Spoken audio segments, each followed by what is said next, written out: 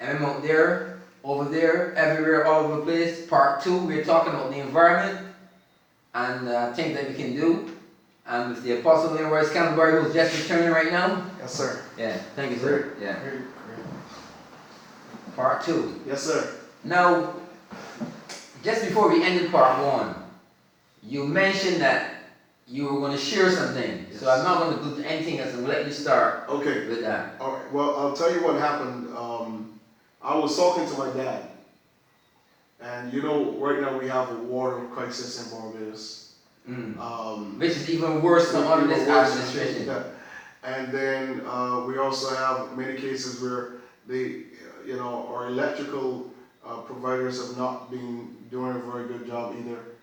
Our cellular providers have not been doing an exceptional job either,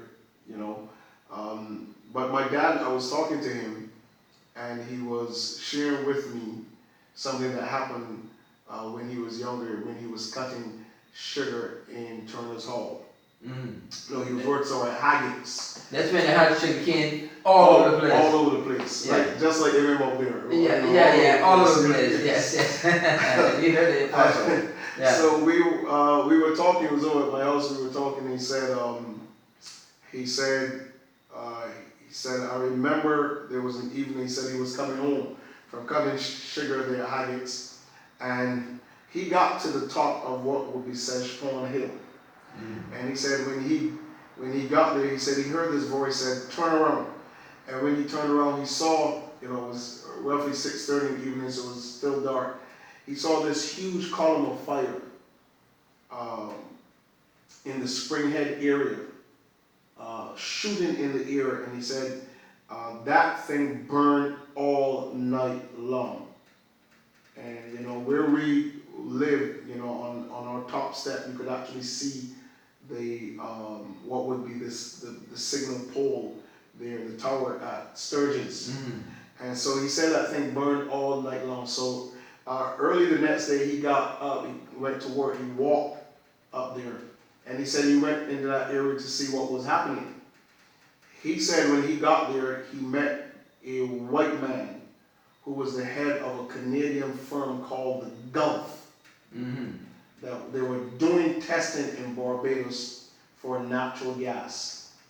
He said that white man told him, nothing was burned. He said we were trying to burn off the excess because we found so much natural gas here in Barbados that it's going to be dirt cheap to Barbadians. So we found a vein of natural gas that this will provide Barbadians with that. Have you ever heard that we have a natural gas shortage in Barbados? Yeah. No, I'm at loss. Yeah, that's what my dad told me. He said this is what the white guy told him. He said, we called the government. This was under the BLP, under Tom Allen's at that time. He said, we called the government and told them what happened, what we found. He said the government told them to cap it. To cap it? Yes. And that was in the Sedgepawn area? That was in the Springhead area. Now, recently, of course, if you go in that area of Springhead has been closed off. So you really can't get in there unless you're allowed to be in there. Yeah. So are you implying that there's a reason why that's closed off? There's a big reason why that's closed off. If you notice that to this day, natural gas has not gotten to all of Barbados. Why? Because if you do that, then you're going to close down certain companies here in Barbados. Okay? So, and as the guy said, it will be dirt cheap. It will be dirt cheap.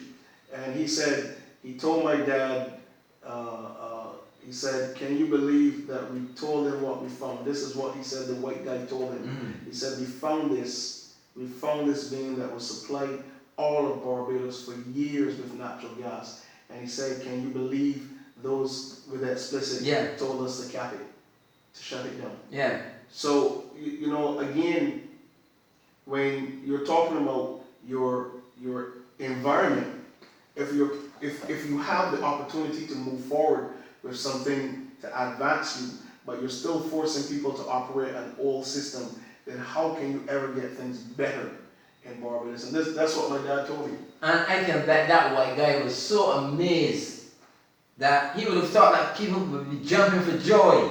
I haven't discovered such such a glorious thing. But, and instead, they told him to cap it. Yes. So that other people could continue.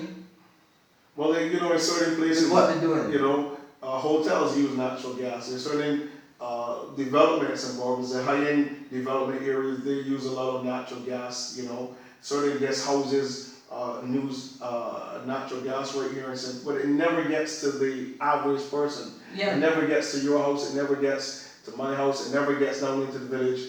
And this is one of the things that, again, that governments, successive governments in Barbados have been allowing. You want to make things better. If you want to make things better, our people have to take their destiny into their own hands. And just like what the apostle was saying, and he always says this, instead of trying to make the country look good in the eyes of other people, make the people better. Make the people better. Make their conditions Make better. the people better. I mean, all these years we were talking about ferries, you know, going from St. Peter. Just talk. All of these things you've been hearing all of these years, but you're not seeing it. Now you're coming with this issue about Miss Ram and her property and not buying it and not willing to sell and all these. It's just a whole bunch of craziness over and over. Our people need to be advanced. In other words, you need to bring money down to the lower levels. And I'll tell you this, I remember I spoke to a gentleman who was working at plantations. Plantations Limited? Plantations Limited. I once worked at my second job was the clerk in the hard rock plantation. Okay, well listen. Were you in Barbados when plantations closed? Yes. Were you here when plantations Yes, closed? yeah. There's a book called Corporate Power in Barbados, The Mutual Affair, written by Sir Hilary Beckles. Mm-hmm. In that book, he chronicles. But you promised to let me know, but I haven't seen it yet. And he chronicles. I'll get it. Yeah, this is good. Chronicles so many elements, even why plantations was closed. He said that the ruling classes in Barbados got to a point where they realized plantations was helping too many black people, just like lumber company. It was helping too many black people, and they began to squeeze the plantations. And I actually spoke to a guy who lives here in St. Peter who worked at plantations. He said the week before plantations closed, he was doing his checks the Friday evening. And when he got over by the plywood section, he said he saw a brown paper bag. He checked that brown paper bag and realized it had $10,000 in it. He took that brown paper bag and went to the white guy who was his supervisor and told him, I just found this bag with $10,000 in it. He said the guy told him, I don't know what you're talking about. He said he looked at him and said, you found nothing. Yeah. You found nothing. You found nothing. So that tells you that with that closure, it's like, okay, if this is what you guys are going to do with us, then what you will get will be nothing but material and buildings. You're not getting any money. And this happened to, I understand, many individuals who worked at plantation who actually found money. Because what our people seem not to understand as yet, okay? And I laud many times a lot of the things that, I remember Mr. Arthur several years at the United Nations when he made his Massa speech, when he told them the days of Massa are over. That's a big statement to make at the General Assembly there in the United Nations. It is. But that statement didn't need to be made at the UN, it needed to be made home. Right here. Because it's fitting that it should have been made here. Yeah. That's because should have been made here. It needed to be made here because it would fit perfectly to what's going on here. That's correct. Still no. That's correct. Still no. So I think what is important again is for our people to understand the reality. And I heard the mighty Gabby made a very powerful statement. He said he does not know who in their right mind will build a port where they have our port. A natural port in Spicestown. And he said they destroyed Pelican Island, which was a reserve for pelicans. Which happens to be our national bird. Okay, and was a secondary island other than Culpeper Island where Barbados is concerned. Mm-hmm. And he said Spikestone, which is a natural port. A natural port. A natural port. Which they ignored. They ignored to build a port. To build a port. Okay, who in their right mind would do that? And a lot of these are things that our Barbadian people witness. They see these things happen. And nobody says anything. Nobody says anything. That's why M.M Out Here and over there, everywhere, all over the place is here. That's right. And then you'll come to Spikestone. You see a monstrosity called a jetty. That it's just the jetty there, but you mean it looks like the jetty from far. Well, I you know. Isn't there a sign up saying that if you go there, it's at your own risk or something like that? Because it's in a state of absolute crazy disrepair. Okay, and now if you go over to the by the Heroes area by Amman Beach, there's another mini one being built over there. So I mean, what is it? So you have two ports, you have two marinas that come into Spikestone and realize the potential of the area. And you have two ports, you know, you even actually have a drawbridge right now actually. So look at what other people can come into St. Peter and realize the potential that they have, and our government can't figure that out. But you haven't really seen anything yet, you know, because right above Port St. Charles, you see that land over there that's full of bush? Yeah. Watch in 10 years' time what's going to be above there. Okay. Well, we're seeing that. We see Port St. Charles, we see Port Ferdinand, we see Sandals actually coming to St. Peter now and actually building their own jetty. Okay, so how is it that like Spikestone with actually 4 schooners, and you can't have one cruise liner that is docking in Spikestone, when the cruise liner should be docking in Spikestone, and all the west coast, all the way to Bridgetown become a historic route.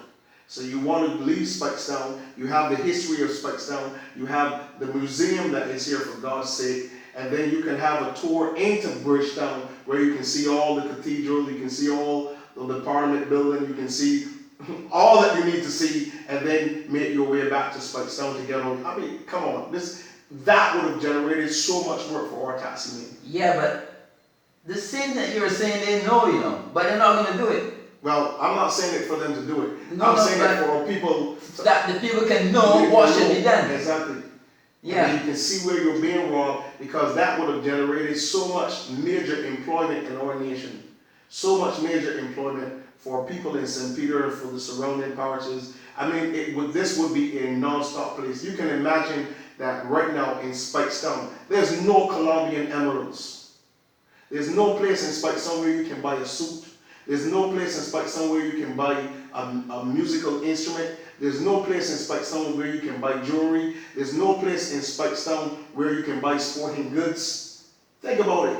What is this that we are calling the second largest town in Barbados when successive governments have killed it? It's the second largest town in name. And name only. Name only. Little Bristol. Imagine that. Little Bristol. Apostle. Yes, sir. The time always runs so quickly. We're coming to the end of our show. Yes, sir. For this week, the end of part 2. And I still have to repeat our thing, because I normally say it once every 2 parts, but I say it again. Well, you know, this has become like a mantra. Yes. You know, yes.